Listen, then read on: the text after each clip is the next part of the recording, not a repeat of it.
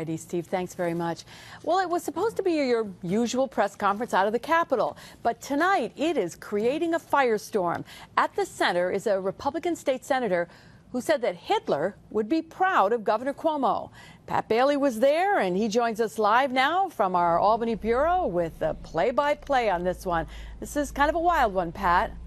It certainly is, Liz, and yes, it's Assemblyman Steve McLaughlin who was at the center of all of this. He was today called the governor and apologized to him after he compared his message of necessity that the governor used regarding the new gun law as a, quote, dictatorial move, saying that Hitler would be proud. Now, a message of necessity is given by the governor, and it allows the state legislature to sidestep the normal 3-day waiting period to vote on a bill that's on the floor. Now, in regards to the gun bill, McLaughlin looked at that as Governor Cuomo abusing his power to push the bill through, saying it is what a dictator would do.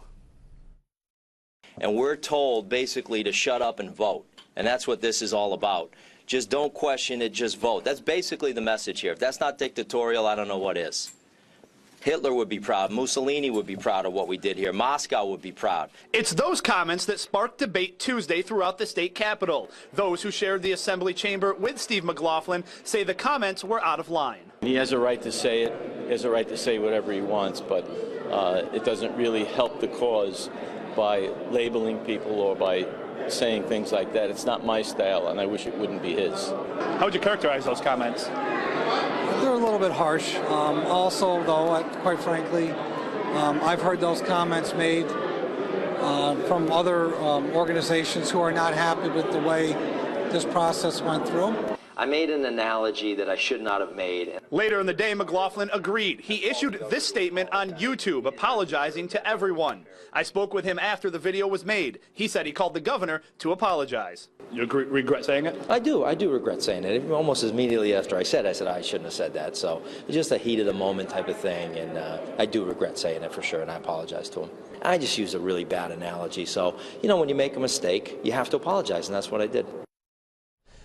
Now, to be clear, McLaughlin said he did call the governor, Governor Cuomo, of course, but was unable to get a hold of him. McLaughlin tells me he hopes Governor Cuomo will call him back so they can, quote, talk man to man. Now, as you can imagine, it didn't sit well with everyone in the assembly chamber, including those in his own party. I'll read you a statement from Assemblyman Jim Tedisco I got just a short time ago on my phone here. He said, the statement was inappropriate, and I disagree with the remarks. Assemblyman McLaughlin has apologized, and I accept that. That coming from Jim Tedisco, an assembly member in the Republican assembly member, Liz.